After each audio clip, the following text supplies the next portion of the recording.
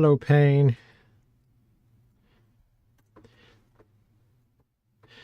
So yes, we've got a freaky Easter Island head right at the moment. We are going to start my new sculpt, which is going to be an Art the Clown, which I have officially unofficial blessing to do. So it's going to be a little closer to the source material than usual. Explain, please. Oh, it's just somebody that's close to the project said Damien Leone, the director, would be fine with it, and it's enough excuse for me. It's not like a it's not like a license thing or anything. Just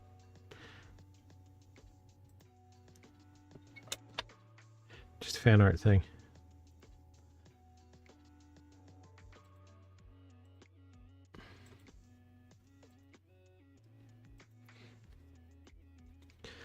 And along with that, I am going to be enjoying a Japanese Pepsi Big Cola. I'm not sure if it's actually different from regular Pepsi.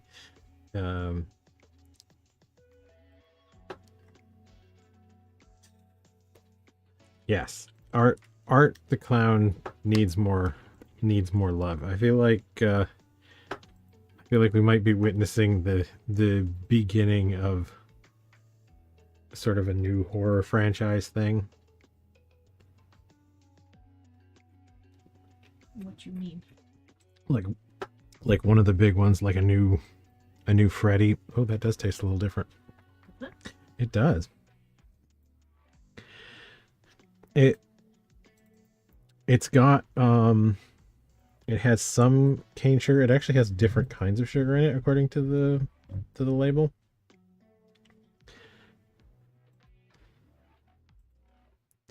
I mean, yeah, the only thing that I was thinking about this the other day, and with Art the Clown, the only person who's done the movies is the original, like the creator, director, writer, all that. So it's really been his own like personal project. And I think one of the things that's great about that is obviously you have this sort of consistent quality, but you don't have that like crazy wacky mythos that gets built up around projects that get passed through the like I don't think that Art the Clown is like indie, and like the Terrifier films are not really indie at this point. The first one was made on a budget, but it is still the production company is not one of the like huge studios. But the thing that you get from the huge studios, along with some crappy sequels, is the like crazy crowdsourced group think mythos, which can be kind of interesting sometimes when people like kind of pull it back in. Seamus is being noisy today. But yeah, so like from what I have read, the plan is to do Terrifier 4, and then that's like the end of it. But I kind of hope that, you know, if Damien Leone is done with it for a while, that he'll let other people play with the Art the Clown universe. Maybe they will make some shitty films, but you know, maybe it'll make something more interesting out the other side. When he comes back around to it.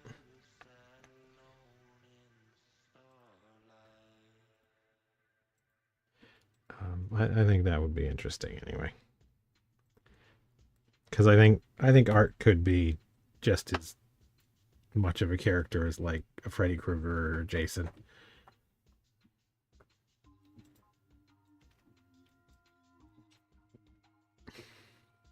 Pepsi Raw Coke.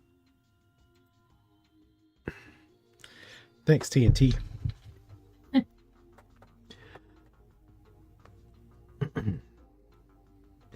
All right, but I did think, along with doing a project that's going to be a little bit closer to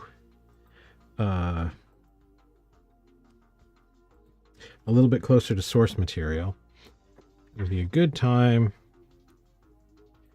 to talk about these things. And these things are proportional dividers. And I use them for some of my layout stuff. It makes it relatively easy. Which camera are you trying to show that to right now? This one. Okay. The other one doesn't work as well, because I can't get it in the thing. You might want to do the whole hand thing. The hand thing. There you go. Do the hand model thing. So yeah, these are really inexpensive. Mine are really inexpensive. You can see they don't even like meet on this end quite, which is not really good. You would want these to. Do you want me to focus that? No, it's fine. Okay. Does have clear character concepts.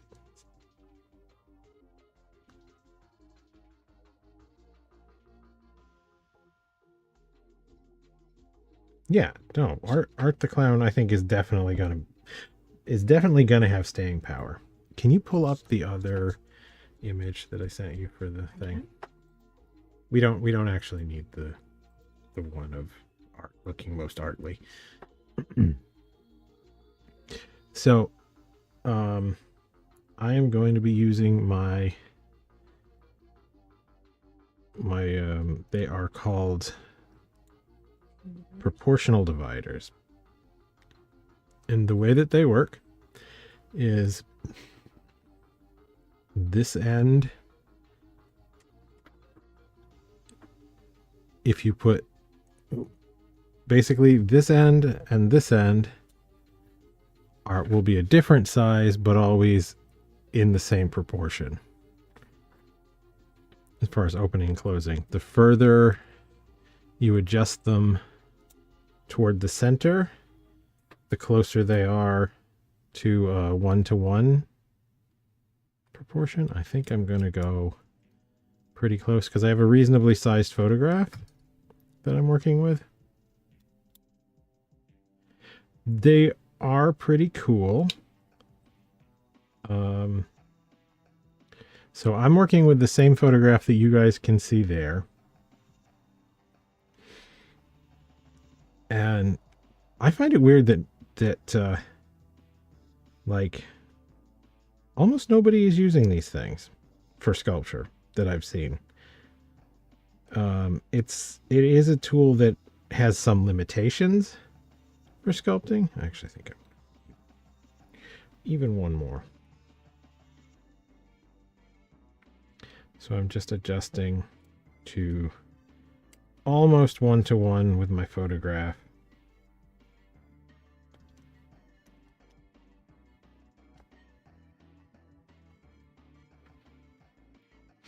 And I'm actually reducing it a little.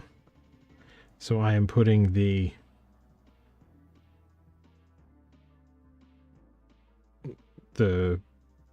what would normally be the big side. I'm putting the big side on my picture, and the little side is going to be my sculpt.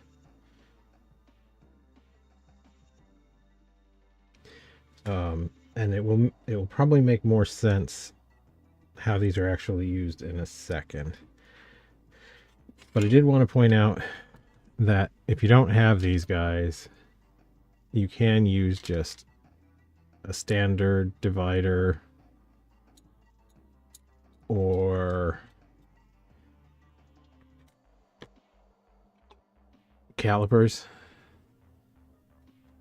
It's just going to be extra steps.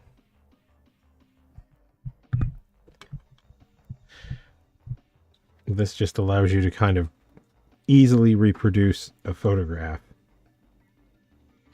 Now, one thing that I will say to be wary of with sculpting, unless you have really specific circumstances, you're probably only going to get to use one view.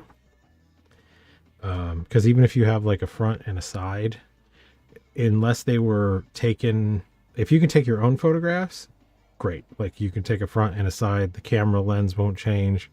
You won't get any weird aberrations. You won't get like, you know, changes in angle. And that will make it so that you could use these on like a front and side angle. But if you've only got pictures that you're getting off the internet or something like that, you typically get one side. So right now I am just going to measure my width of the sculpture, like at the temples. And then I'm just going to mark it because this needs shaved down a little bit.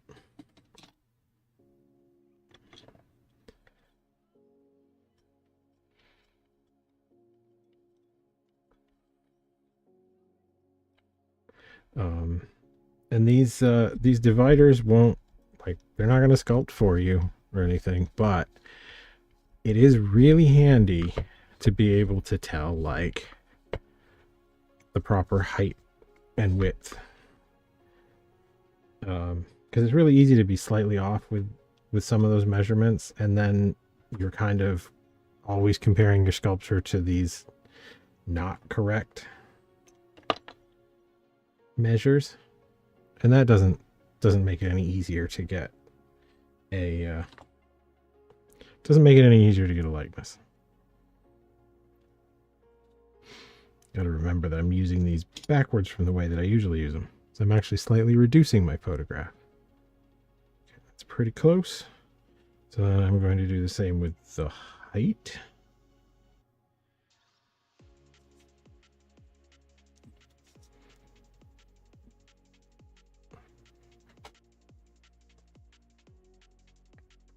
No, I did that wrong.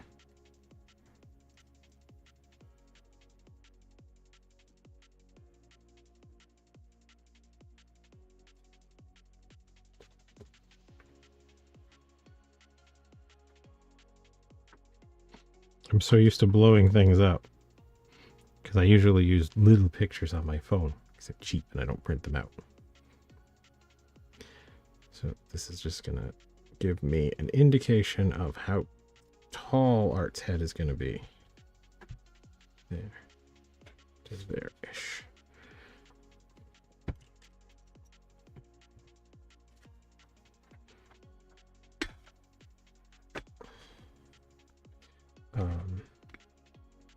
The people that I have seen use these kind of dividers, one thing that always kind of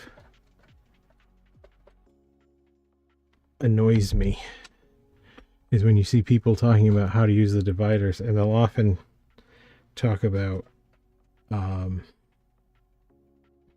measuring specific things like the width of the cheekbones or the chin or whatever. These things will measure anything you want. The distance between the eyes, the length of the nose, the width of the mouth, all that stuff is common, and they're nice nice reference points, but there's nothing special about them. You can measure absolutely anything and everything. Like, for example, on this one, I am going to measure the width of Art's extreme outside of the eyes, which is that's a normal, it's a pretty normal measurement to take, as is the distance from the top of the head to the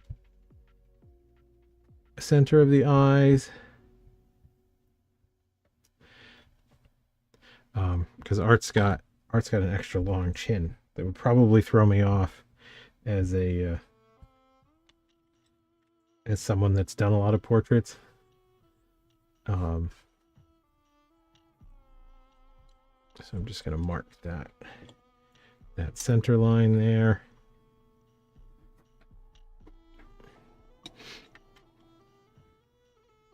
But I'm also going to mark, if you see the wrinkle between the eyes on the forehead, that is really pronounced and important on this sculpt. So I'm going to go ahead and measure that and mark that on my sculpt.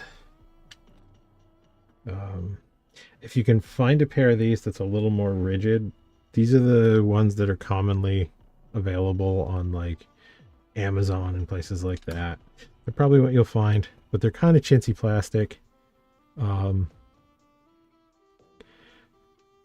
If I could find a pair that was more rigid, I would probably pick those up.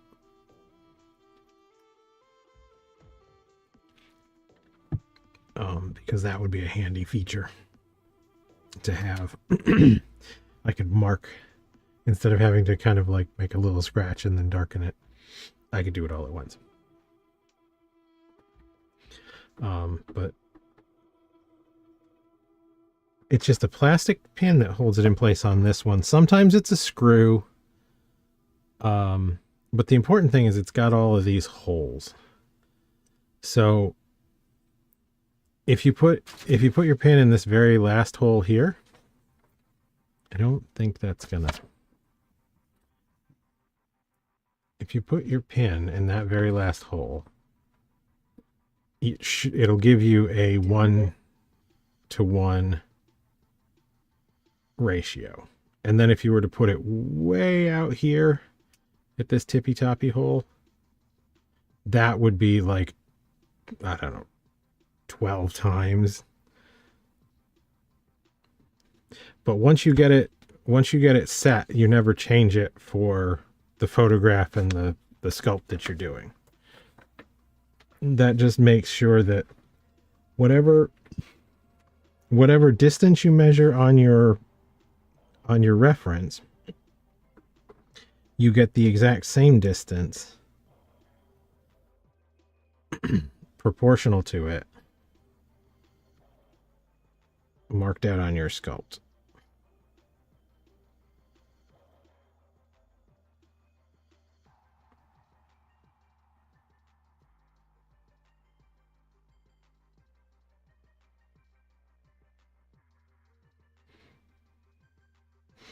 And like I said, you do just want to make sure that you remember one side is always for your sculpture and one side is for your reference. If you mix those up, you're going to have a bad time. Normally it wouldn't be hard. Yeah, you would notice really quick, but this time they're really close to 1-to-1. So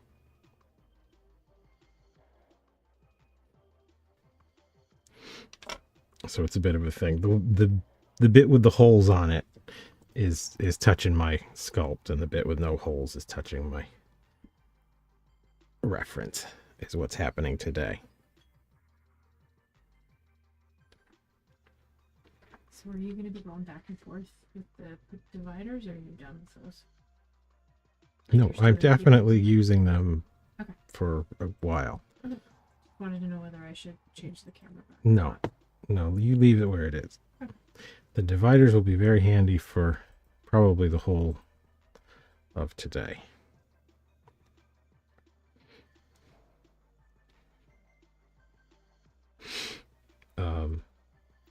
The other thing that I will say about the dividers is they are excellent for getting you pretty close.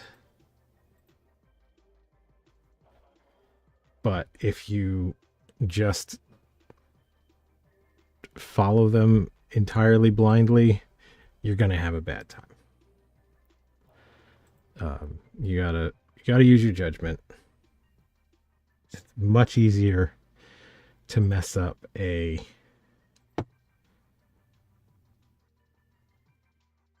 measurement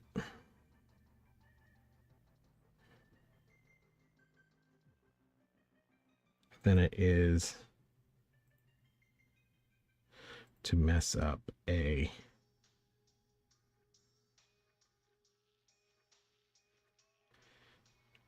observation. Okay. So I just took the width of the nose, just making sure that's a thing. Hey, Travis. Oh, hello, Travis. And also, this show went excellent. Pain. Oddities and Curiosities is a great show. Oddities and Curiosities is an absolute beast of a show. Take the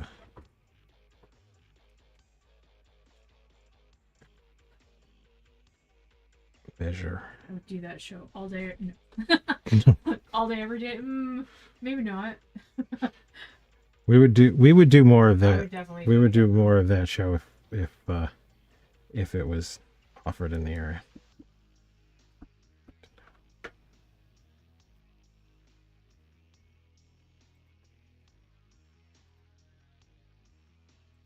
Okay. I cannot keep this straight. No, Toronto is the only one in Ontario. They have one in Vancouver as well. Can I have that's that green a bit tape? of a hike. Can I have that green tape? Yeah, I can have that green tape.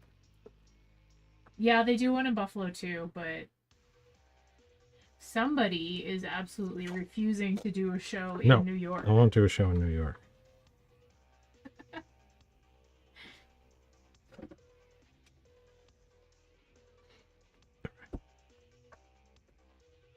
Yeah, well, even before everything went super sideways, he didn't want to do New York. Nope, I won't do New York. Something to do with taxes? I did sales tax in New York State for many, many years as an artist, and it is a pain. New York sales tax is... Yeah, for now, we're for sure going to stay in Canada. Yeah. No, New York sales tax is the only government entity that I have worked with thus far that is completely staffed with idiots.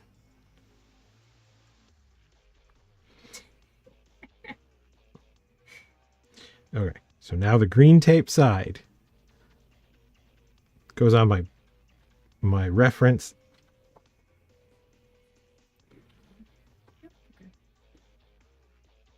Wait, so what did you do? I just put tape on this because I kept getting it wrong. Got it. Got it. So yes, the side with the green tape goes on the reference. So now I'm just going to measure, like, I'm going to take the inside of the eye, flip it over.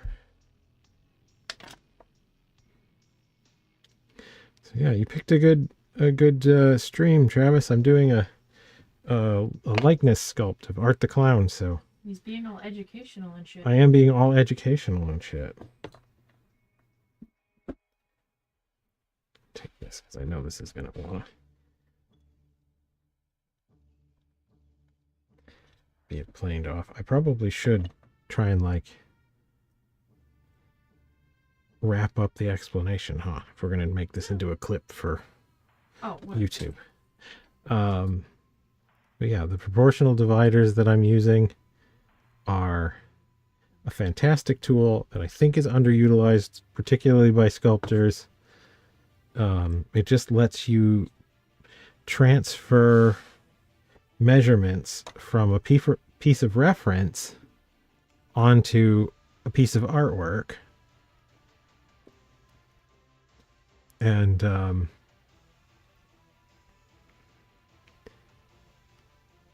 oh, very cool. What? I missed a step. What are we posting?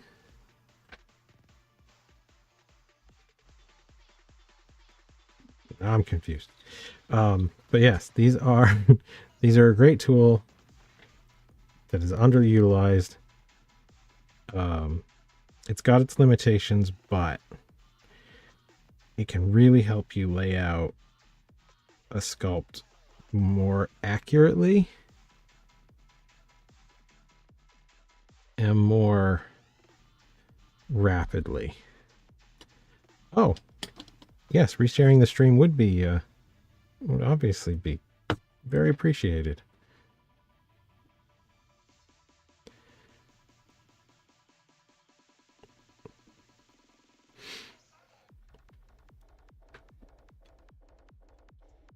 But yeah, I'll be using those. Awesome, thanks, Travis. Yeah, I will feed the algorithm beast. Yes, we're also going to we're gonna edit together a little clip highlight thing for the most educational bits of tonight's stream. Are we? Well, we were planning on it. Yeah. We did. It's not like we didn't talk about No, this. What do you think I'm like? Well, I was just gonna take like the however many minute chunk this was and oh well, we can do that up as a highlight. We can do that. That's no, fine. I can do that. No, it's fine. This chunk will be a thing. I'll be using it throughout the stream. It's really good for laying out and also for checking, like when stuff doesn't look quite right. You can go back and see if it is or it isn't.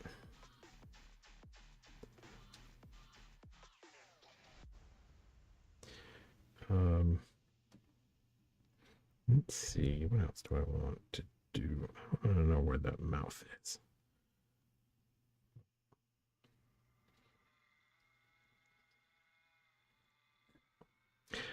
Another thing that's kind of handy to do sometimes, I'm just gonna show it. Sometimes you want to make an like a place to make observations from. So I have my printed out drawing here, and I just made an actual physical little mark with a Sharpie kind of at the center of the eye line. And that way, whenever I want to measure from there down to like, how far is it from that center of the eye to the mouth? I'm always measuring from the same center of the eye, not just a really close to that center of the eye, which is handy. I know a lot of people seem to like to do this job like digitally now. They'll use like a photo overlay type thing, and that's a fun tool as well, but You prefer old school. This is faster. This is just much faster. See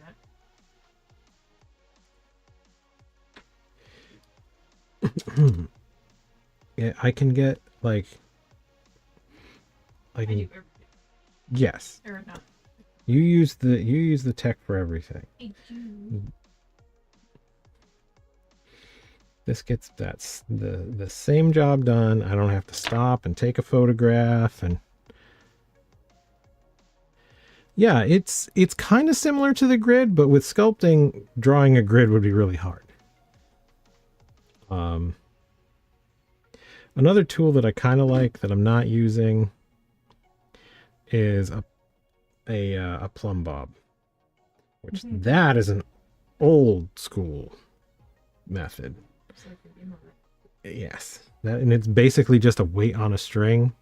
You may have seen some old paintings or something where you've got an artist, like they'll have this little weird dealy bopper hanging from the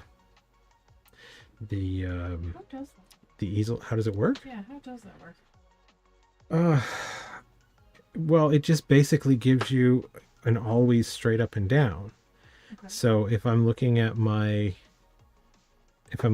sculpture and I wanted to make sure that Art's face here we're not cocked off at an angle, then I could have my dangly stringly bit, and I would just hold it up at like the tippy top of the forehead, and if it goes down through the mouth and the nose.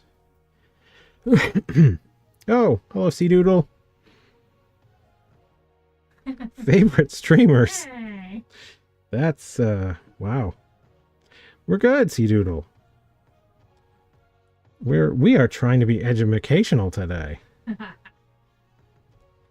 I've been extolling the virtues of the proportional divider for art purposes. Art the Clown purposes, in fact. But yeah, I have a personal affection for this tool set because it's damned efficient.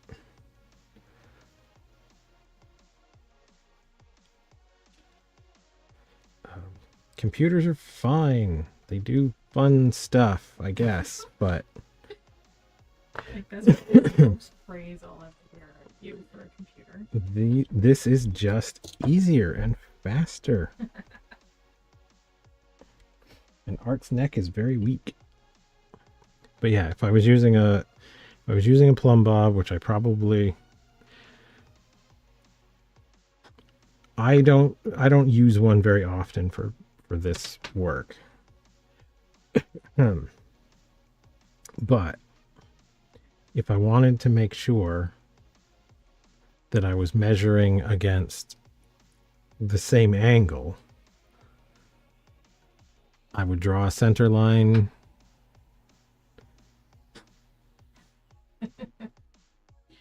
That was actually him. He did those. Oh, yeah. I do. I have a painting program. Yep, he did those all on his onesie. Yeah, I can actually, you know what? I don't know if I sent you this. I'm going to send you something, Linus. And you can share it. Okay. I'm going to send it through the Discord. Oh, what Discord? Your Discord chat. We don't have a Discord. What do you have? Wait, you're just Sending it to you. Yes. Oh, okay. Sending it to you. We have Discord chat all the time. I Because thought you told me I couldn't use Facebook. I thought you were telling me to share it on the Discord, and I'm like, no. So I did that one, and I did this one. No, I don't let him use the computer. He did it on his phone. Yes, I do use. I haven't touched a PC type computer and it's probably been a few years. Oh. Well, that's not a PC type computer. What? My phone is not a Form. Oh, my form. Yeah, but even that's been a minute.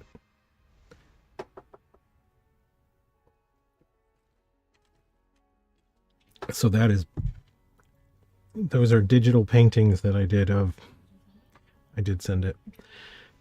We have a happy Art the Clown and an angrier Art the Clown. Oh, those, yes. And I did that the other night. Sometimes it is helpful to do a bit of a drawing or like some painting or something, just so you can kind of help yourself understand what are the really most important bits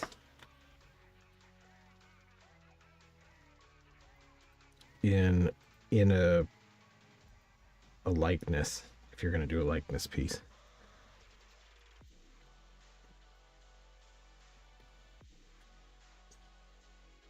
But yeah, I really do like I sort of like Ibis paint. It is free with ads.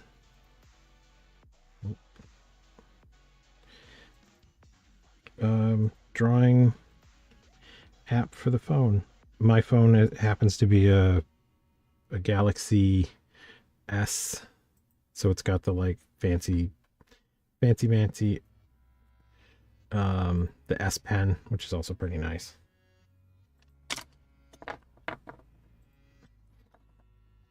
I have tried like doing drawing stuff on almost every smart device that I've had, and this is the first one that actually like works. I've tried a couple of different tablets and things, and this is the first time that I've had a device that was actually pretty decent to draw on. It's pretty fair.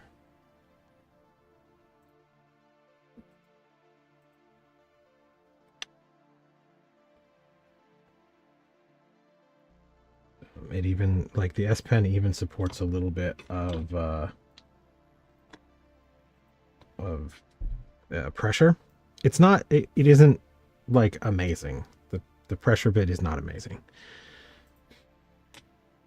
I will say that. But the fact that it supports anything is kind of special.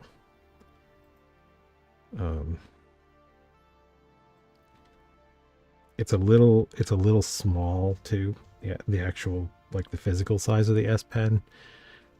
I kind of wish they'd made it just a little chunkier, but like, I get it. It's a phone. Can only squeeze so much size. So much size into a phone.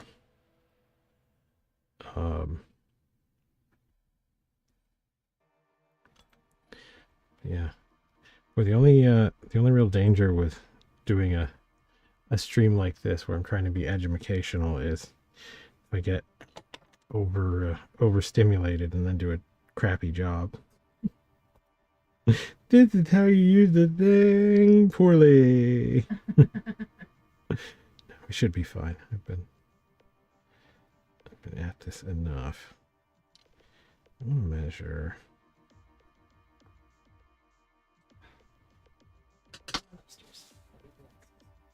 Okay. So if anybody is on the YouTubes, if anyone pops up on the YouTube, I will not be able to see your messages for a minute until my wife returns.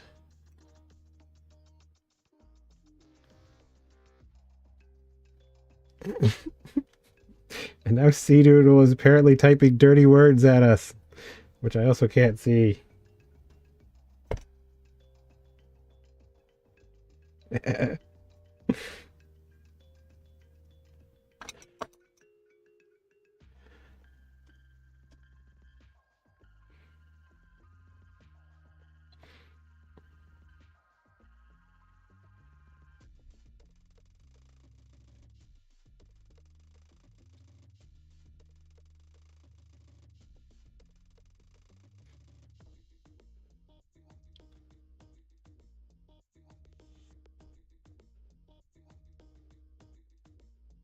It's all good. We approve of most forms of language on this. My tech wizard / wife. See, this is the kind of thing. I can't get away with anything. Because I need her for too many stuffs. You talking about me? Yeah. I'm saying I can't get away with nothing. Because I need you for too many things. I can't afford to piss you off.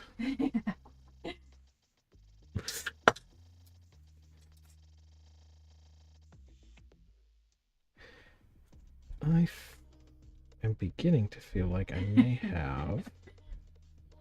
Am I the wheeze?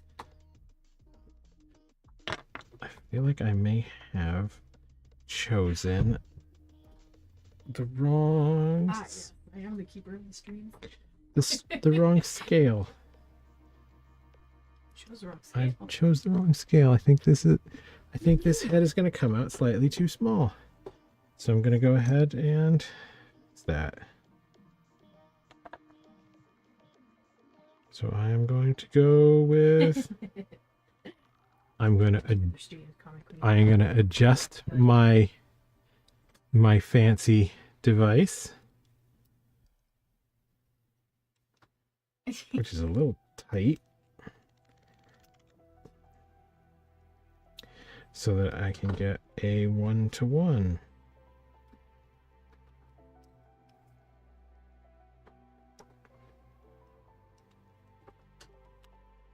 Now this would be the part where, like any of these other devices, it really wouldn't make that much difference. I could just use this at this point. Because if I'm going to do a 1-to-1, I just take the measurement off of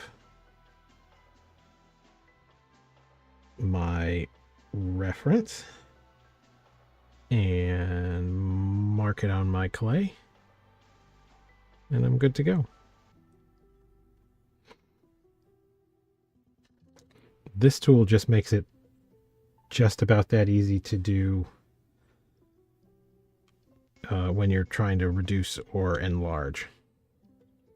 That's a good way of explaining the utility of the tool. I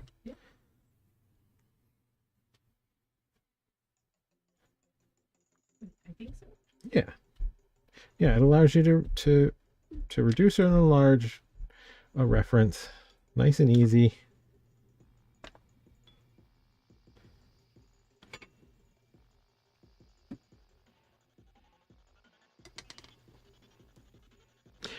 I always consider a Nicolas Cage. I just watched Mandy the other night. I think he is a if you will excuse the wordplay, he is a bit of a national treasure. Although those aren't good movies, but I think he's been in some really interesting. He's made some really interesting choices recently. I enjoyed. He makes a lot of interesting choices with his face. Yeah, well, I mean, I enjoyed. I enjoyed like Willy's Wonderland. Just, you know, doing a kind of a smaller, more independent film, and just being like, I'm just not going to talk. I'm just. Pig. The truffle pig. It is, I believe it is literally pig. Oh. Yeah, that was an interesting choice. I'm pretty sure it was pig.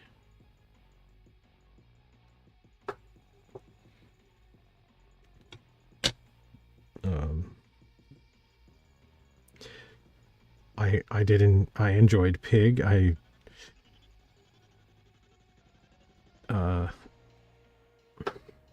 Pig is one of those ones where I did enjoy it. I do like, I respect the choice to make it, but it's not the kind of film that entertains me that often, so I'm probably never going to watch it again. Whereas something like a Mandy, I would watch Mandy happily.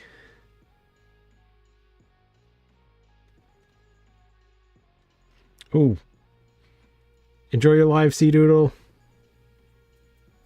Hi. Thanks for stopping by.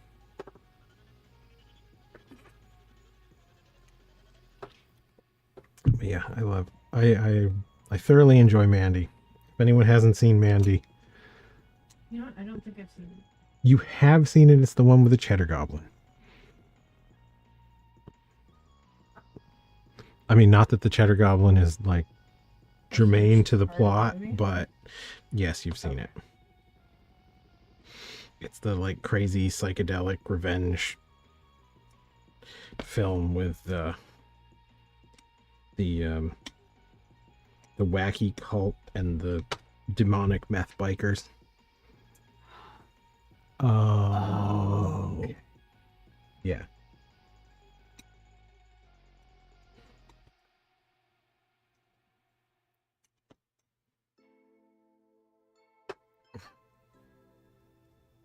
Okay, just because the Cheddar Goblin is like your favorite part does not mean that he relates.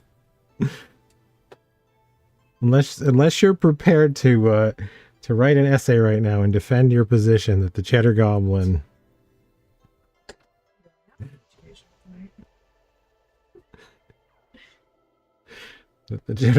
is the primary plot point of Mandy.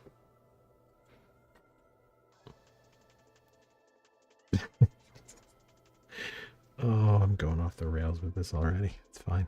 Get it. Do a good start, are you? Oh yeah, always.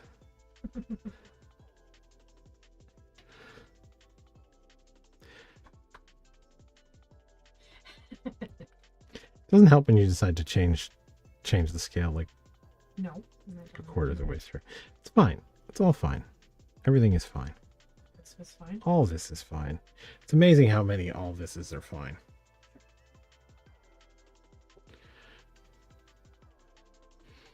But yeah, that's the magic of the proportional divider. I can make these changes and I don't have to reshoot my photograph and go back into software and do the overlay, which is a way bigger pain when like your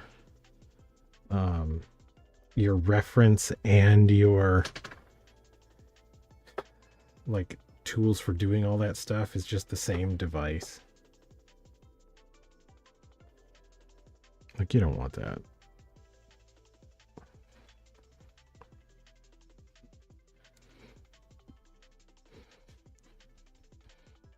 Sticks with a pin in the middle is better. Yeah. Oh, and also I don't have to like, I mean, I kind of habitually do, but I don't have to like sculpt blind almost for a period. If I was doing the photo reference, I'd have to do a bunch of sculpting to have something to take a photo of to check and see if it was pretty close.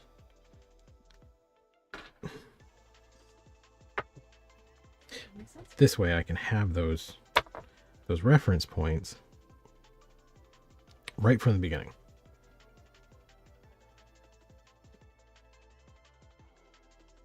Art has these really like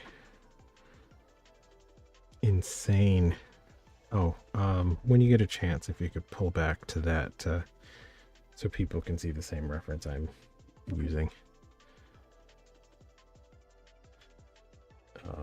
Art has these like insane brow ridge or the occipital bones here. What? No, you can't. What are you talking about? Oh, the reference image. Change the photo. Yeah, change the reference image for I me. thought you meant pull the camera back so No. you could see the paper. No, that paper doesn't help. Give them the same reference image.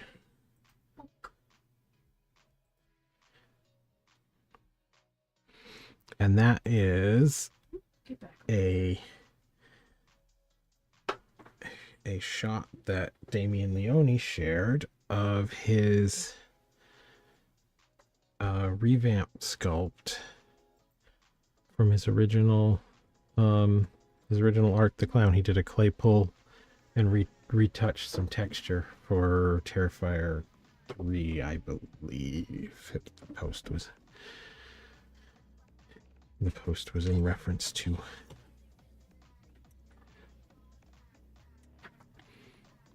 But yeah, in case anybody didn't know, the director of Terrifier series, the Terrifier franchise, he's either one of the writers or the only writer, and did a lot of the special effects. He definitely did the sculpt for the Art the Clown prosthetic himself. So that is pretty cool. It is pertinent to my interests. I remember the first time I watched the first Terrifier, I went into it completely blind. I had not heard anything about it. I hadn't seen anything about it. I was watching the movie and art was kind of cool and I thought he was doing a good job. And then they got to the one scene where they had the woman being like sawn in half upside down.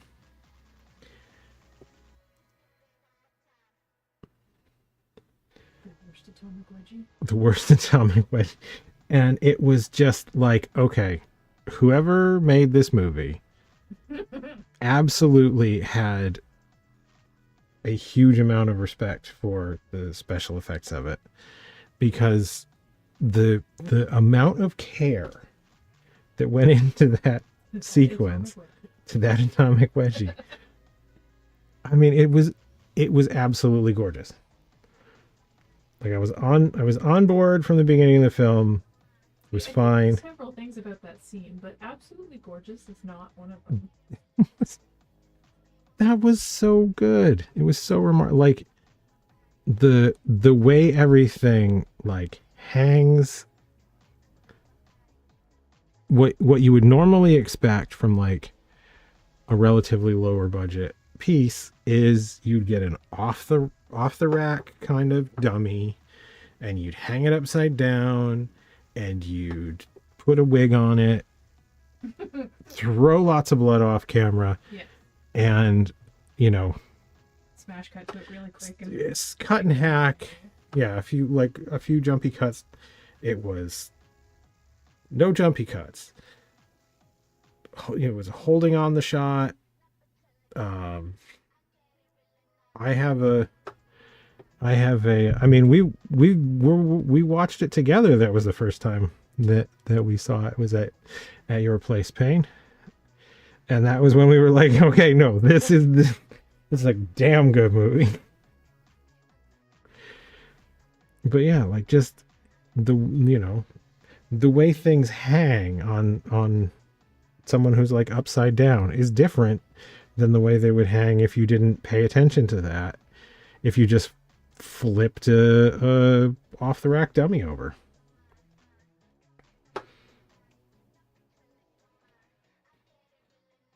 Like,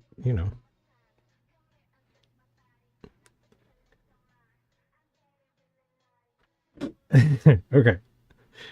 It's not like I can't respect other ways of doing things.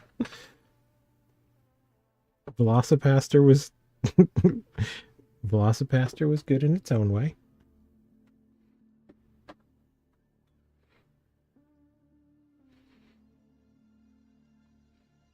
But yeah, I'm an awful like effects and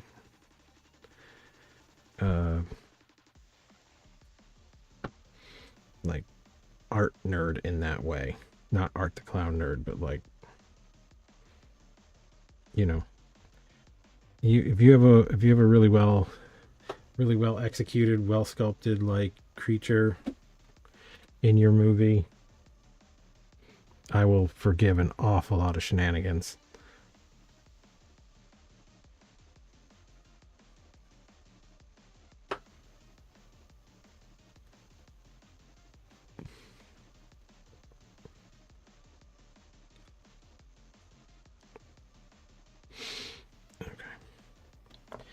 Now's the portion of the film where I'm going to look at one of the other references I have. No, I don't need you to switch. You'd be jumping around a lot. But I do want to point out that I'm switching to I'm going to look at a different view. I have a profile just so that things like in this direction don't get too out of hand. But I'm not going to use that divider at all, because the other photograph that I have... Can I zoom back in on your head? No, don't zoom back in on my head. Because I'm going to be jumping back and forth. I'm just checking out like the shape. the shape of, like the shape of Art's nose and that kind of thing. Like where does this... Whoa, that didn't do a very good job. No. Should take your hand off for a second? Better.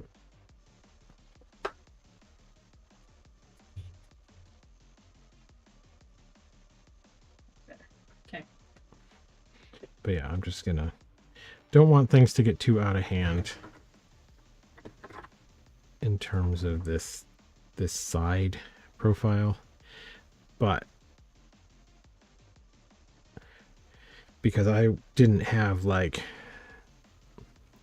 subject like sitting here. Best way to approach something like this for gathering your like reference stuff, if you have like the person or the object you're trying to reference, if you can have them set in a stool that rotates and have a camera on a tripod so the angle can't change, you can take a picture, rotate them, take a picture, rotate them. That way you know that you can use all of the different angles, and it would make life a little easier. But it's nothing you can't work around. If I have a pretty good indication of where stuff lies from one direction, I can be sure enough from the other directions to just go ahead and eyeball it, and it will be fine. It would probably be fine if I just eyeballed it, period. But that's because I practiced a lot. I used to do portraits and still lives. That was my job. So I have a lot of practice with painting and drawing. And a little bit, to a lesser extent, sculpting what I see and what is out there. Can reproduce things.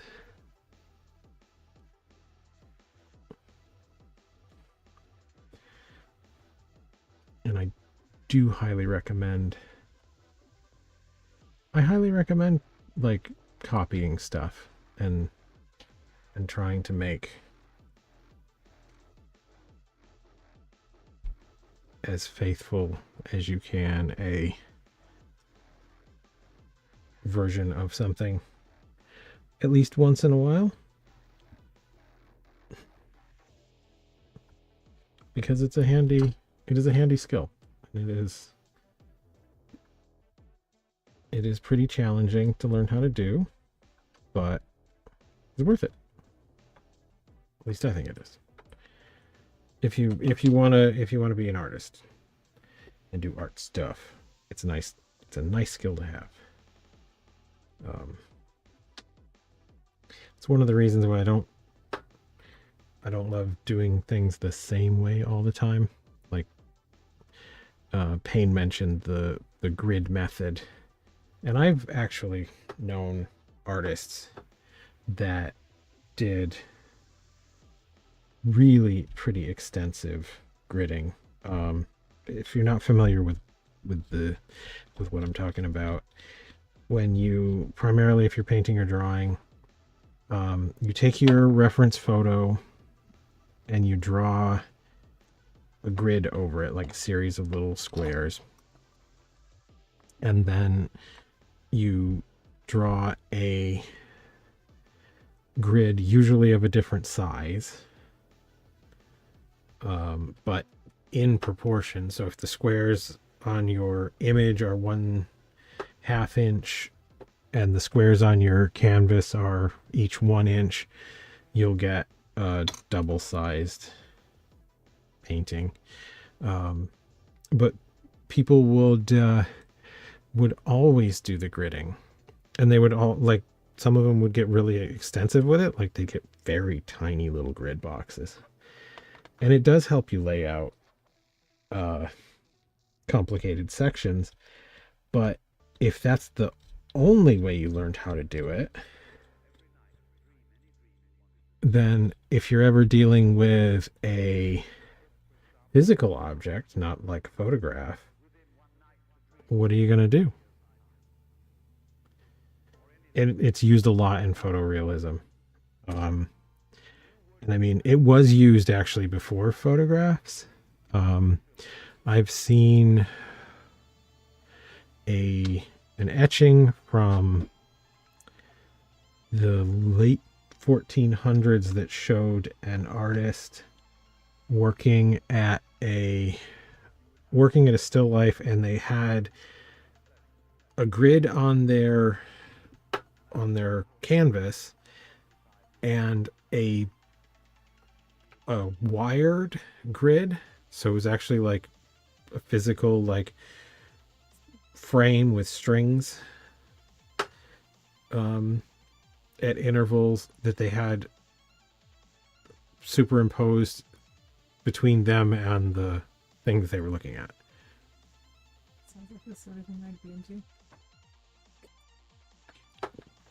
I mean, I kind of doubt it. Oh, it's anal retentive, but it's all like, I have never, that is not the kind of thing that I've ever seen in real life. I have never known anyone to do this. I have never, in any studio kind of sense, had anyone recommend this or been taught this. It is very niche and very complicated. Super technical. I would love it. You would not love it. I would love it. You have to Don't tell me make what I sure that you sit in exactly the same spot. I would. And like, oh God, it'd be such a pain. It'd be really hard to set up and really annoying to use.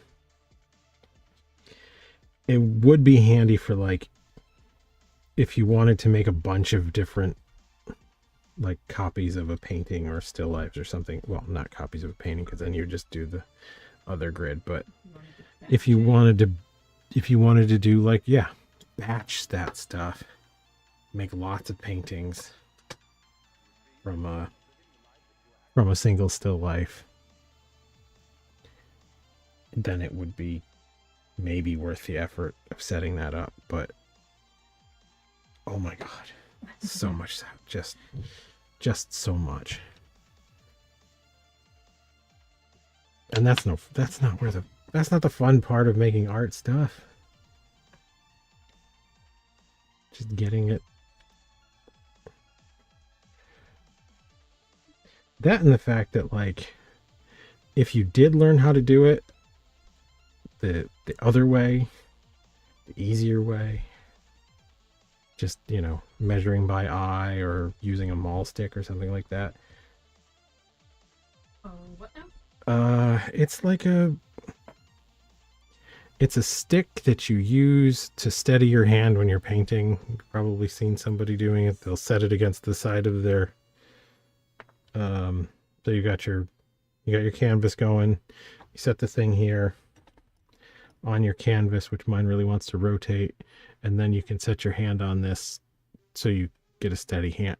But you can also use this for eyeball measuring. They used to do that. I am familiar with the tool. I just didn't know. Yeah. Stick. But yeah, you learn how to do that.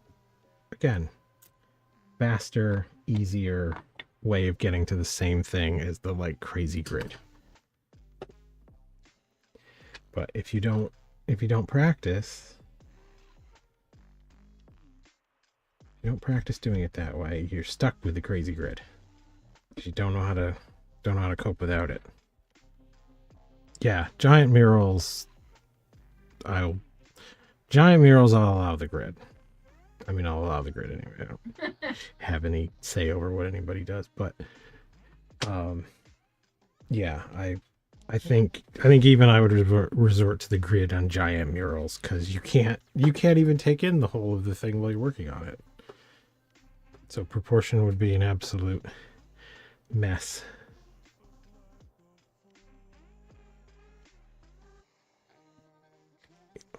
Okay. So I am going to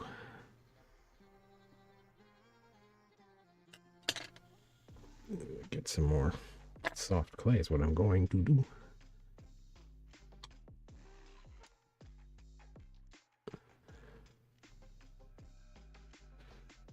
No, and murals are it's a whole other thing. I've done very small scale murals and very large scale paintings, and neither of them is like my favorite way to go.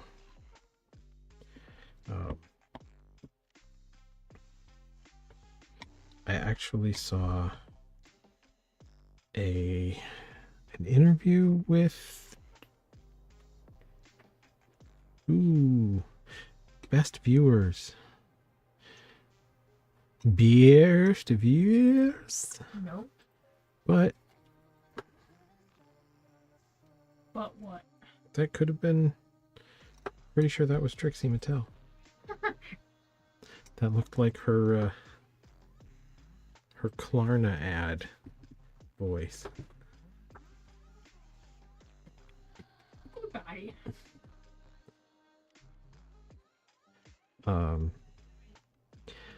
Damn it, who is that guy? It's a painter. Do not know. The painter that Payne and I both follow on Instagram, and he's a very good still life painter. Jonathan Queen. I'm pretty sure it's Jonathan Queen. Yeah, that's the one. He was talking about his mural for the grocery store. Yeah. How that like sort of really launched his career for him, and how that was this like really huge deal for him. And it's like, I guess, but I don't want to. Well, no, like the mural thing is a thing, like, and some artists are going to do it and some artists are not.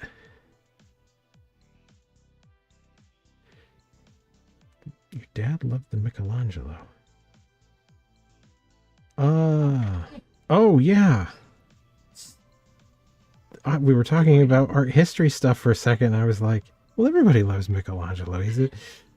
Yeah, the Michelangelo turtle. Yeah, that's awesome. Yeah, I am very stoked about that. I saved that one when you said save me a Michelangelo, and that one came out of the kiln. I was like, yep, this is the one. I've been squirreling away and hiding that one. I think we kept it off the website for quite a while and everything. I don't know. But yes, we do try and treat all of our collectors the same, and you know, we love them all, but we love Travis extra. No. There's something about like in person. Yeah, well, there's something about in person, and also like Travis absolutely saved a show for us one weekend. We would have had a terrible weekend, and then, you know, Travis just like swooped in, saved it.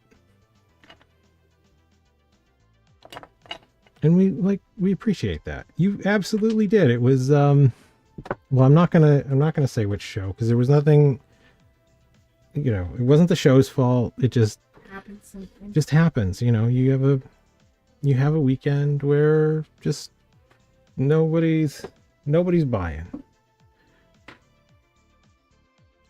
It happens to everybody.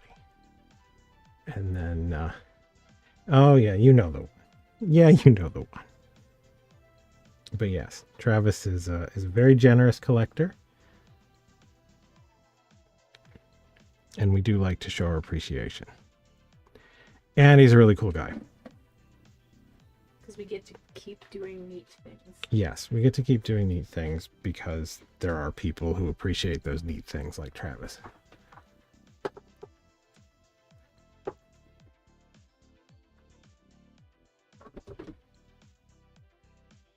Well, thank you, Travis. But yes, enough of that kind of thing. Enough of that mushy stuff. Enough of that stuff. we're making monsters here. But yeah, like, it's not looking very Art the Clown yet, but no, it's not. but we will get there.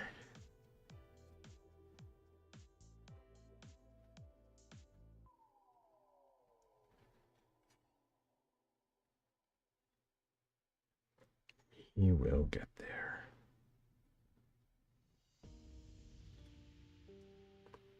Yep, I gotta thicken up the nose. There's another technique that I've seen that I have not tried. I can't say it is a technique that is attractive to me personally as an artist, but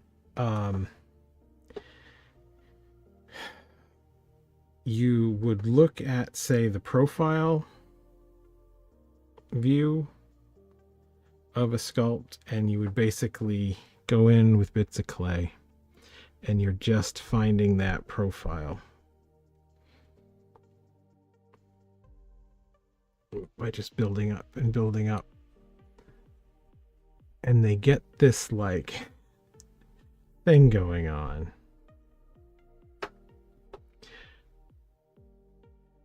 By just looking at that profile. I don't think I have seen him do that. I've seen him mention it, I believe.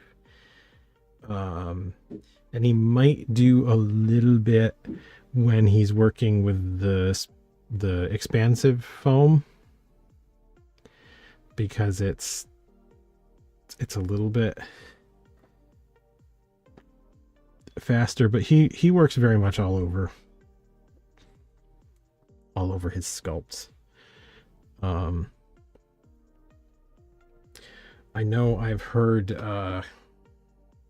Jordu Shell reference people who've mentioned it when he was doing a workshop in Italy. I believe he said that there was a student who thought he was making his sculptures completely the wrong way, because he wasn't building from like the one direction. He sort of mushes clay on and builds the masses all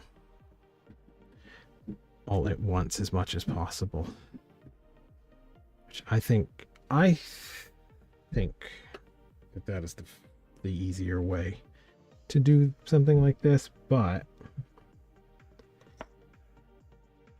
I can see where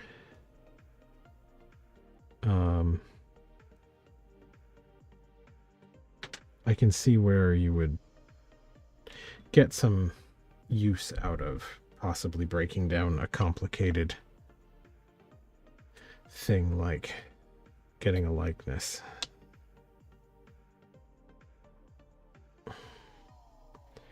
By only looking at one aspect of it at a time. Which is basically all you're doing. It's very much the same the same as people who advise if you're going to do a painting, you need to do get it basically all done in black and white, and then you can do color over the top of that black and white, because it's just too complicated to look and evaluate all your shapes and tones and things in color.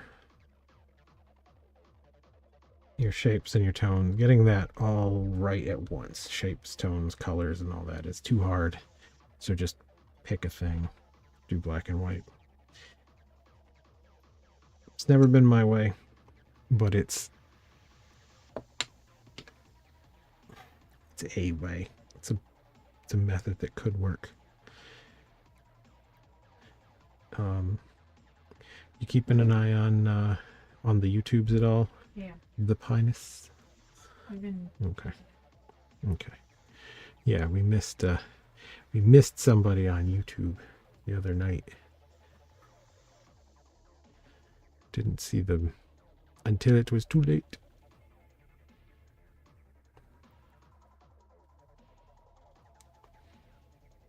I'm trying to peek in between putting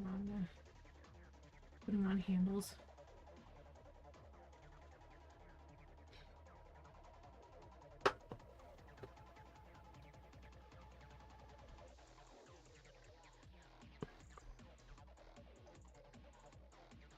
So one thing that I do absolutely do, which is breaking things up a little bit. So a sculpture like this, I'm using that reference of the clown sculpt that Damien Leone did to get my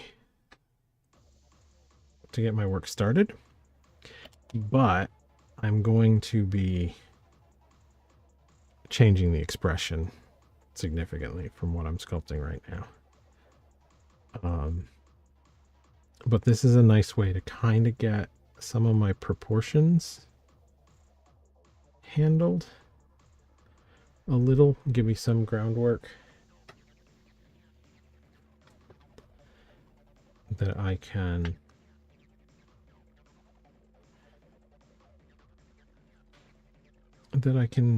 work with and change, because like the lower portion of the face, very specifically on this one, when the mask is sort of relaxed, Art's got these like crazy cut in cheekbones, like really exaggerated, very, very, very, very sharp. But when David Thornton plays Art, he acts with his mouth a lot. So it's big smiles and big grimaces. He really, really pulls an expression. So his nasolabial fold, for example, which is this guy right here, really distorts when he pulls it into the big Art the Clown smiles and things like that. So all of that is going to end up being pretty extensive resculpting. I also think, if I'm looking at this, I have a suspicion that when this makeup goes on, it actually lifts Art's chin a bit, because the way this looks in in the photograph that I have of the sculpt, the chin actually looks quite like it's inclined downward quite a lot. But when you look at art from the side, his chin protrudes a ton. He's got that witch chin going on. And I also feel like it's slightly longer to look at the sculpt view. So I think the way it fits David Thornton, it takes this chin and kind of pushes it out and forward, is my suspicion. Now, I could be completely incorrect, and it could just be that these sides of the cheekbones, when they change due to the facial expressions, the relative sort of width, like this, kind of gets pushed out when he pulls a big smile. It makes the chin look different. And it actually is just the photograph. Like the chin literally just kind of sticks out like this. And I'm not seeing it in that photograph correctly, because from the side his chin sticks way up.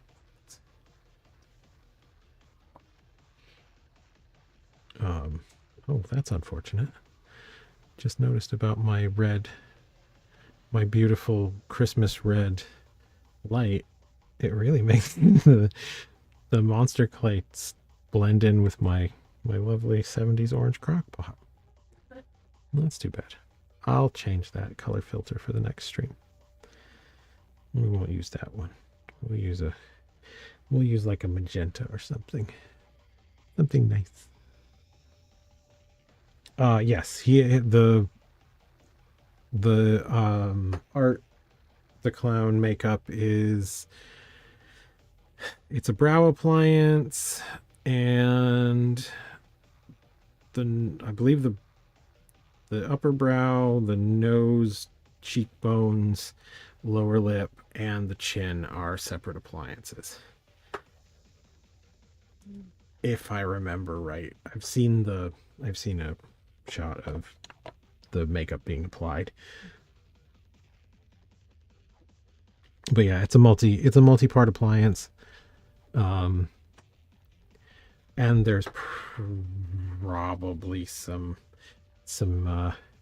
lovely technical wizardry that happens to make I've noticed that for example, there's these lines kind of, so you've got the nasolabial fold, the big one here is pretty pronounced, but then there's this other line that goes right here that you really don't see. Ignore me. You really don't see these much when art's like kind of not making a big face, because his clown makeup is this, like, he has this really big black area around the mouth blocked out, so you don't see some of the subtleties in here. And I suspect that what's happening is when art pulls the big smile, these help that prosthetic crease in a more convincing way. I've not done that kind of work. I have done masks, and I have done exceedingly simple prosthetics, but I am definitely not an expert. um, in prosthetic makeup, but Damien Leone absolutely is, and I suspect that he built in some of these lines to help reinforce the shape that the mouth was going to take when once the big smile happened. Just, making sure that the way that the face creases, because he has a good he has a really good, creepy, convincing, like, crease. I keep saying crease. He has this really really good, convincing way that when he smiles big, the the prosthetic really pulls in a really lovely way.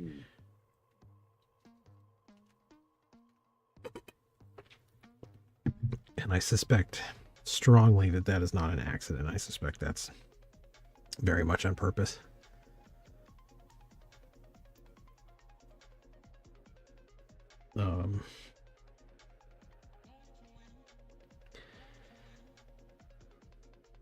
Now, obviously, I could be wrong, and I could think that only because I think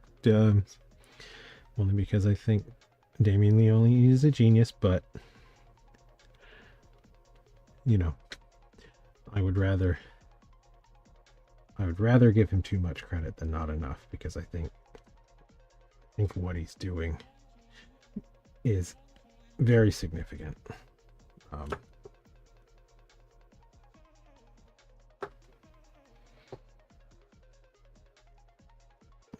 I think he's making a new horror like monster franchise thing.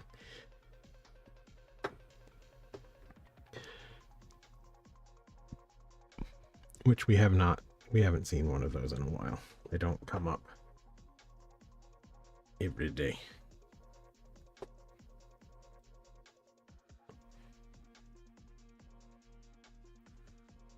But yeah, I think we're starting to get a little more Art the Clown. Night, Pain. Later, Pain. Feel better.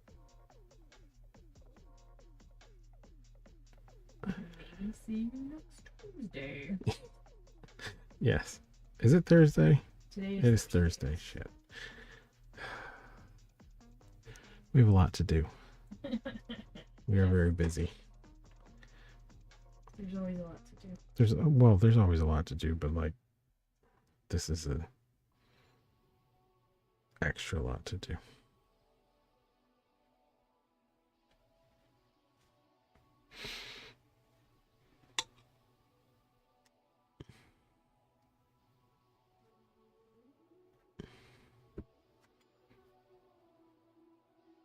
What you doing now? I am just continuing to bulk up some stuff. I'm gonna stick some indication of where Art's ears are gonna be. I mean, not that his ears aren't covered, but just to get a sense of, just to, trying to work around the sculpt and not in any one place too much. Get the general shapes, get stuff blocked in, which I think we can definitely get a lot of the block in accomplished tonight.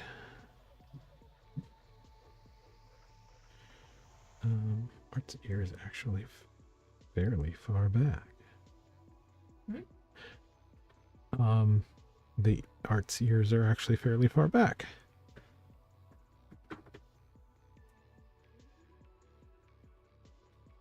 On his head. And the shape of the chin.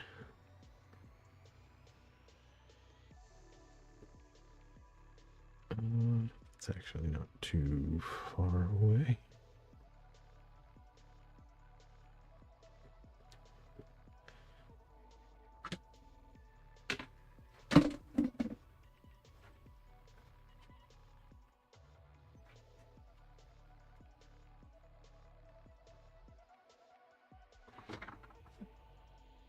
Probably gonna get all my handles onto it. That's nice. Mm-hmm.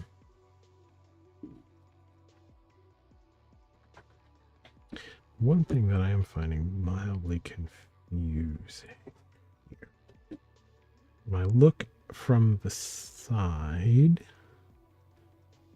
at my other reference, there is a very hollow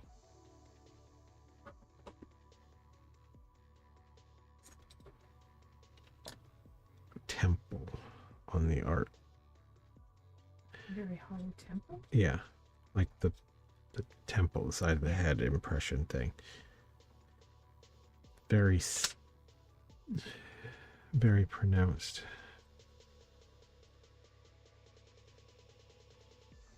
And I'm not seeing it anywhere near as much from the front. I don't know why.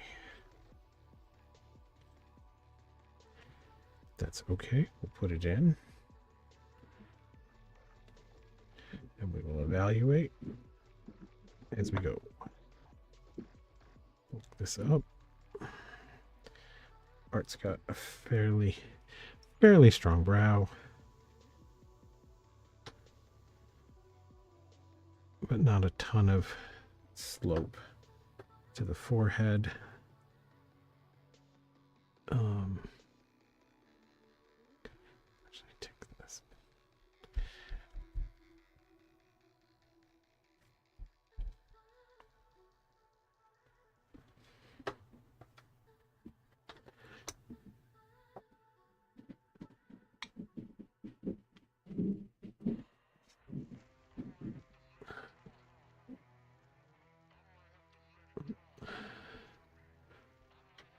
And I am going to take just a moment to stir my monster clay.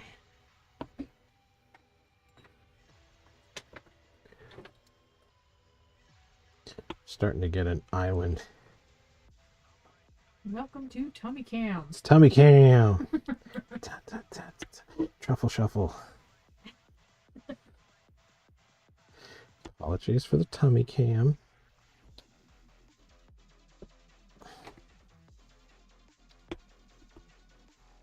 Just give this a quick stir. And back to base cam.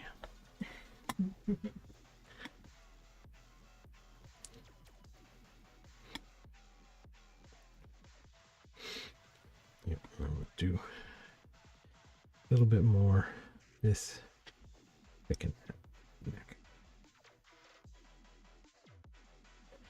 I love monster clay. This stuff is just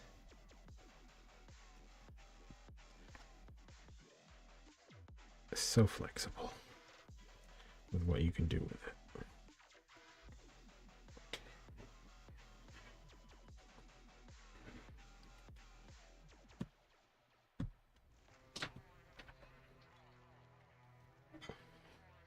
So many ways to apply it.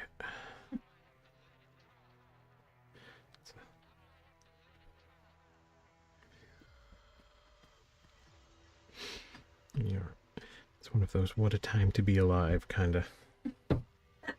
It was a monster.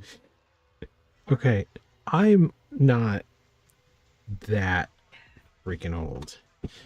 And I can still remember a time when Roma plastilina was probably the most commonly used art making, like if you were doing like sculpture stuff, if you were going to do it in not water-based clay, Roma plastilina was probably like the industry standard. Okay. when people were using like tin-based silicones and stuff like that. When silicone was called RTV, room temperature vulcanizing rubber. Right. Yes, very very crude times. The 80s and 90s. There was Monster clay is much better than your Monster clay is no. it's much nicer to work with than Roma Plastilina was. Roma Plastilina melted at a pretty high temp, so you really couldn't do much with it when it was melted. Like it was just Like it was too it was too hot to touch. It stayed hot for a long time.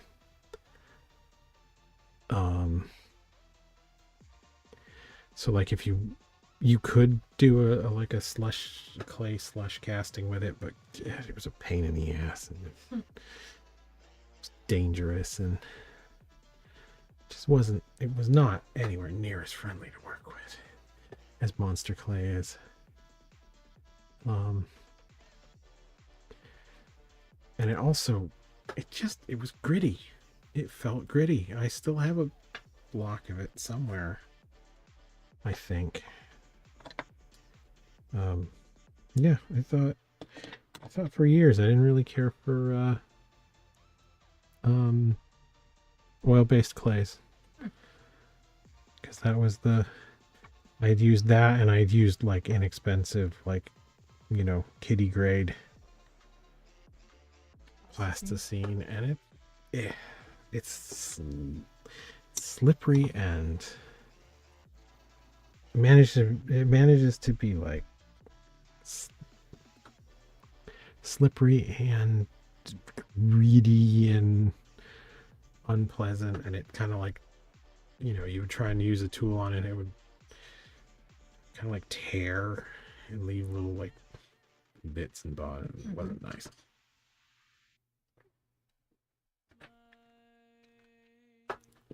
You could basically only get it smooth with your fingers, so then anything smaller than your fingers would do just really couldn't be smooth. I mean, it could, but like, you know, it was a pain. Sure. This is much better. I appreciate Monster Clay.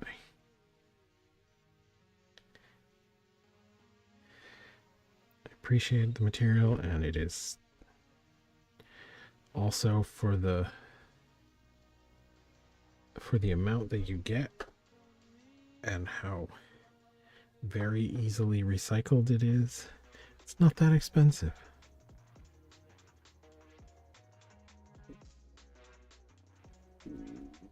It's nice stuff.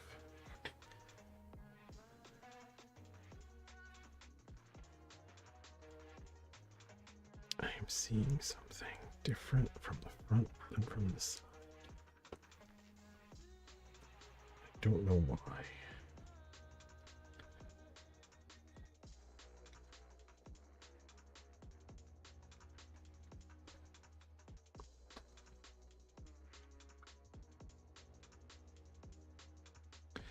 It's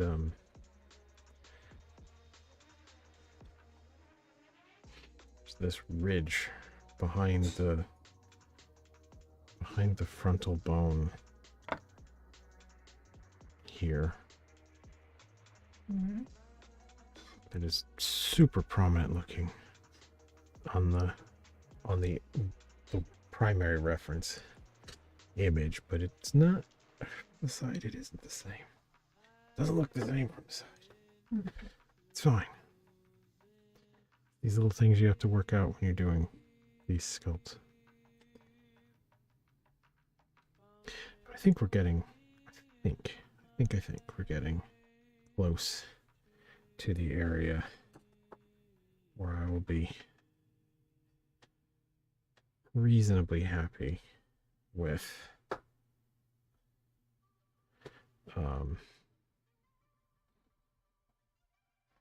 the super rough in part. Making sure that we get these areas, because there's really not going to be any point in taking this to like a very finished place when I'm going to change the expression pretty dramatically. That makes sense. But I thought it's a good practice to get my kind of rough anatomy handled.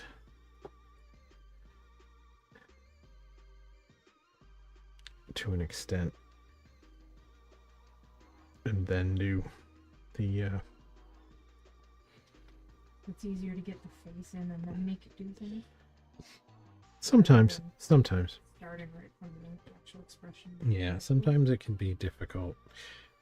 With Art the Clown in particular, the fact that he has the really strong black and white makeup thing, it's very hard to observe closely. I saw the sculpt for the Trick or Treat, the like official art mask, and like I'm sure it looks fine with the with all of the paint applied, but I don't love it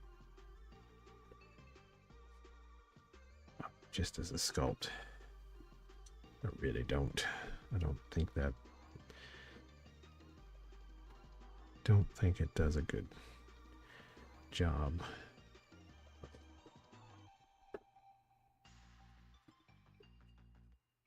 Showing Art the Clown, and I don't understand some of the choices that they made. That these like, well, no, they're like these really deep forehead furrow wrinkles that like don't happen to the character unless Art's doing like the big eyebrows up face that he does occasionally. But it's got kind of like a half neutral expression, not a smile, not a smile. Is it the Mona Lisa? It's not. It's something. But boy, it just does not look right to me.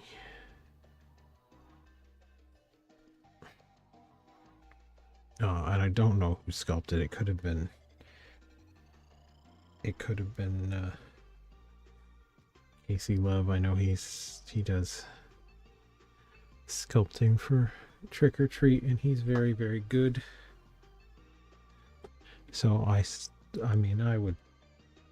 sure it looks fantastic painted, but it just doesn't look right to me.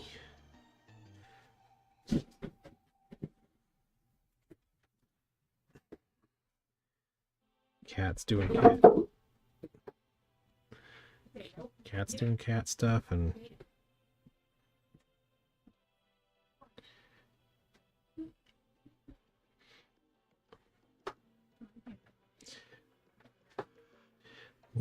we have house cats, and we have a couple of visiting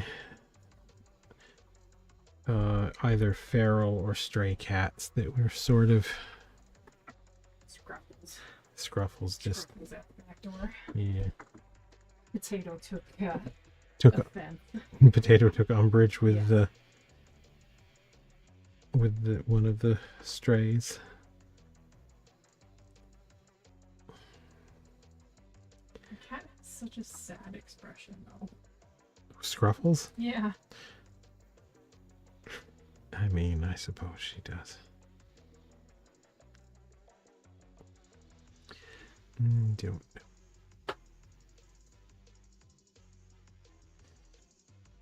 there's anybody who is in the Niagara region and looking to adopt an adultish cat, probably adultish cat. I wouldn't know exactly how old she is. But we have a stray, possibly feral, but pretty people friendly. Well, she is quite friendly. But it's not like there are feral cats that are not. Yeah. Like they are occasionally. Some of them are very difficult to get situated to people. Some of them are much less. A little more people friendly. She's one of the people friendly ones.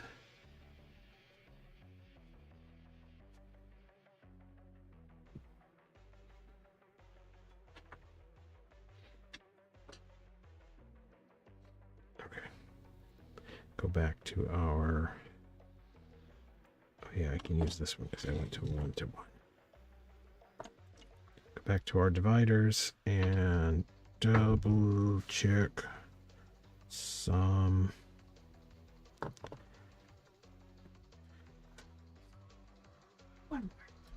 One more handle. Yep. Oh, hey. You're going to be done in plenty of time. What's that? You're going to be done in plenty of time. You could have done 6 handles during the stream. There's only 5. I know, but you could have done 6 if there were 6. Mm-hmm. You're going to have you're going to have at least 10 like 10 minutes left. Yeah, you're going to have at least 10 minutes left. That math just about maths. Sure. Well, 2-hour stream for 5 handles.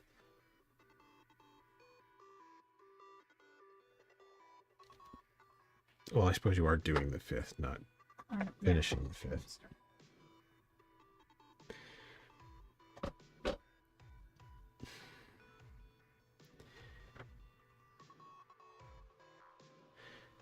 I do wish I could find a good shot of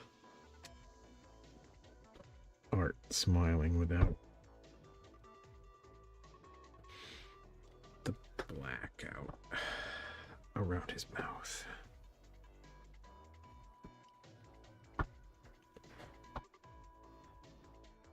It's kind of difficult to see just how full or thin the upper lip is. Thin villainous lips. You should we make sure and give him a thin bill? No, I think he has I have to rewatch some more Terrifier and take extra note. Look, we have to do these things for our art. I know we do. We need to observe carefully. Mm-hmm. And if it just happens to be fun to watch. Mm-hmm. I'm pretty sure you didn't see Terrifier 2, so maybe we should do that. I'm pretty sure you didn't watch that one. I don't think you did. If you did, you don't remember it. I mean, that's all possible. I don't think you did, though. I think you thought you did. I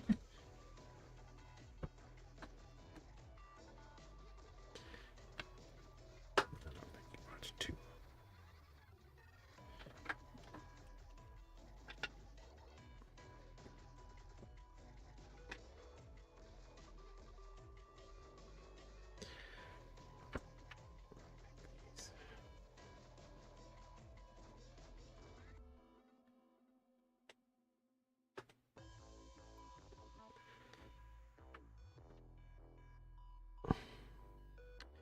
Yeah, I can definitely see. I can see Art the Clown in this now. So I need to.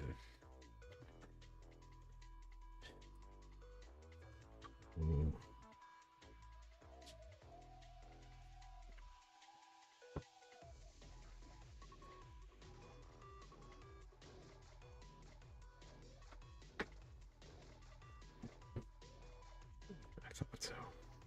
I thought so. I pushed this this ridge down too low.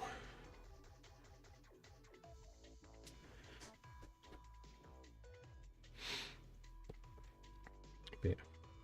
Quick and easy to make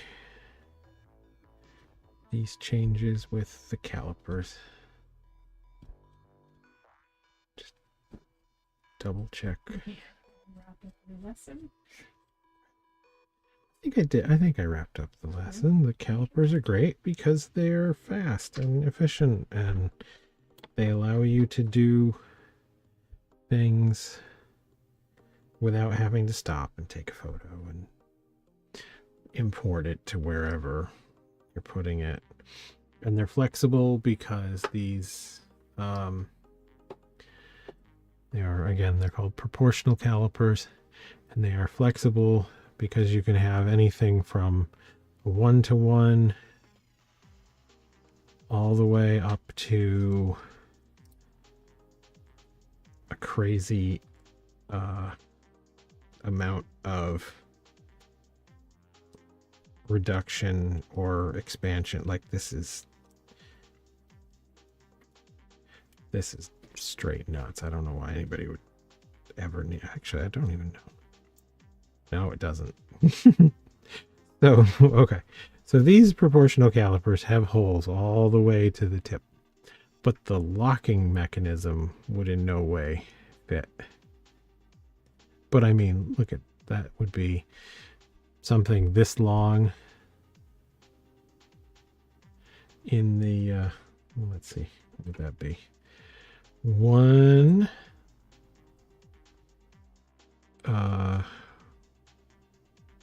centimeter would be all the way to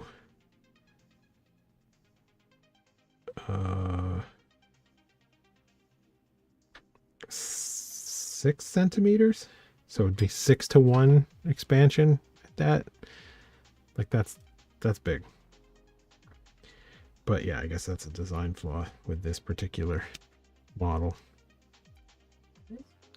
I couldn't lock down the 6-to-1.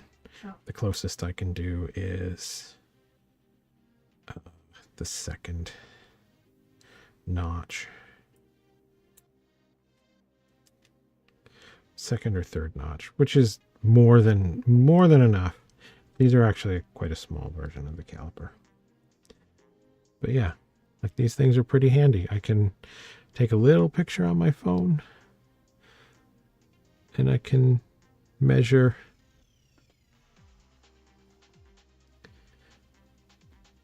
on my sculpt. It's much faster than taking like a pair of calipers like this, and you have to like do the math each time or make sure you're doing 1-to-1 comparisons. It is a convenience and a quality of life step up. I really can't recommend these enough. But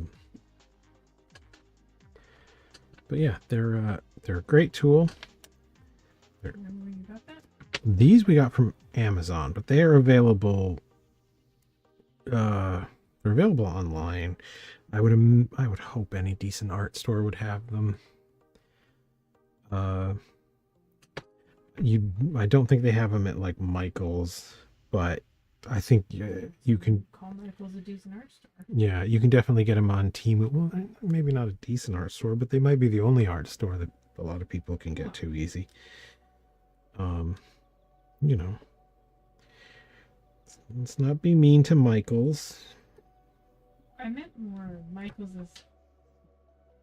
Well, let's not be mean to Michael's. Let's encourage Michael's to be better instead of berating them for being worse. Okay. That's fair. We're gonna Go the ways of Joanne. before they go like Joanne Fabrics. But definitely Temu would have them. You could definitely order them online just look up proportional divider. I believe they might sometimes have another name. But proportional divider should definitely get you where you're going. Oh, I shouldn't have ought to have done that. I adjusted my thing. Don't do what Donnie did. Don't adjust your dividers. Once you start using them in a project, leave them alone until you're done. It's fine. It was the 1-to-1, so it's not. I wasn't even really using these anymore because I do like these metal. I like the way these metal ones work. They have a nice like locking kind of thing. They just don't have the same features that a proportional divider would do. But when you're working 1-to-1, anything will do.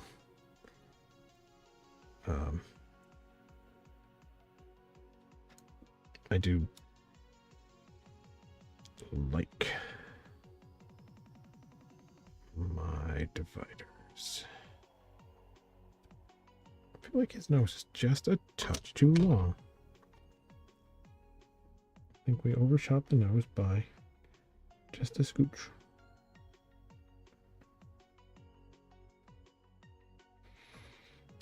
But yeah, they're a very handy tool.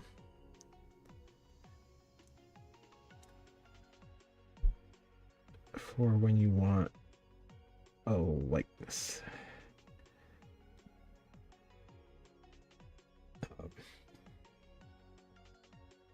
Obviously, just like absolutely any other tool, don't trust them implicitly. If it doesn't look right, it isn't right. My old painting teacher told me that. Because sometimes when you're working on something, you can measure and you can be really sure that drawing is correct. And it can be mathematically correct, I suppose. But when it comes to a piece of artwork or something, if it doesn't look right, it isn't right. Because that's what it does. It does. It's meant to look good. And if it don't, it don't. So sometimes you gotta ignore the tool and do the thing, but it is a very handy way to lay out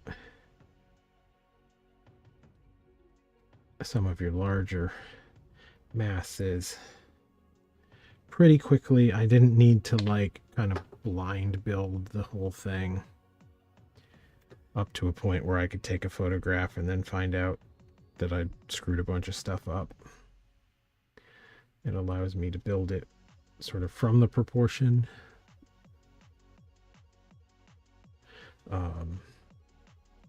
And you can absolutely measure anything. There are some standard issue places, distance between the eyes, crown to center of the face, width of the width of the orbits, width of the mouth, that kind of thing. But you know, if you've got something like a prominent wrinkle that stands out to you, just because it's not a bony landmark doesn't mean you can't use it.